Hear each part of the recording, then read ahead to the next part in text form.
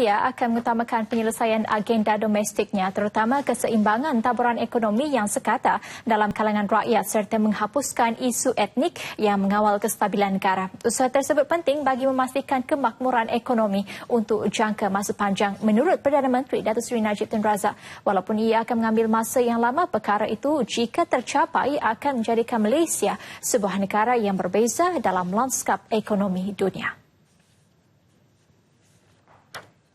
Ketika ini, menurut Perdana Menteri, rakyat yang bertaraf majoriti tidak menguasai ekonomi dan itu perkara yang menjadi keutamaannya dalam menyelaraskan semula ekonomi secara mesra perniagaan, termasuk membuka peluang perniagaan menerusi tawaran kontrak dan membolehkan mereka bersaing secara sihat di pasaran terbuka. Datuk Seri Najib mengulas demikian di hadapan pengurus-pengurus dana Amerika Syarikat pada Majlis Anjuran Invest Malaysia, New York. Perbincangan berkenaan disifatkan Perdana Menteri sebagai sangat positif dan para pengurus dana asing memberi reaksi yang sangat menggalakkan terhadap pelaburan di Malaysia.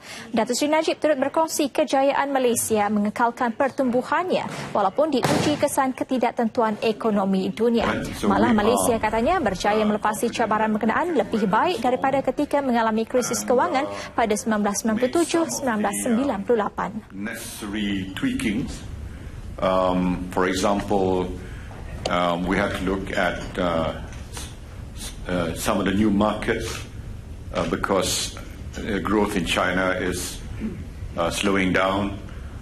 We have to look at ASEAN, how do we increase our intra-ASEAN trade, for example, and how we look at our traditional markets like the United States.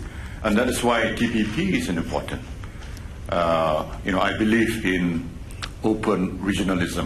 I believe that we must engage with the wider world. Secara keseluruhan, ekonomi Malaysia kini kekal kukuh berdasarkan catatan angka ekonomi yang positif, juga menerusi penerapan memberansangkan beberapa syarikat mengenai prestasi ekonominya, termasuk daripada Fitch Rating Agency dan Standard & Poor. Dan ia menurut Perdana Menteri banyak disumbang keberanian Malaysia melaksanakan cukai GST yang telah mengukuhkan asas fiskal serta membantu ekonomi dan menstabilkan pendapatan negara ketika penurunan harga minyak dan gas yang menjadi antara punca pendapatan utama negara.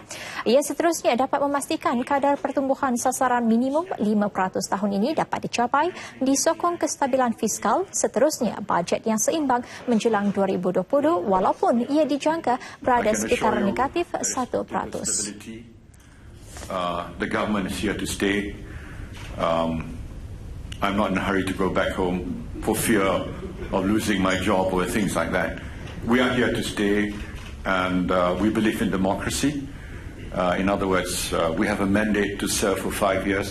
We will serve the 5 years, and when the time is up, we will go back to the people and let the people decide whether, we are worth giving another chance or they want somebody else.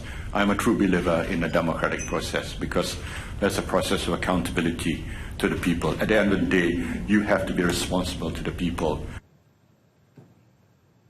Amerika Syarikat adalah negara dagang keempat terbesar Malaysia dengan jumlah perdagangan direkodkan sebanyak $16.52 bilion pada separuh pertama tahun ini.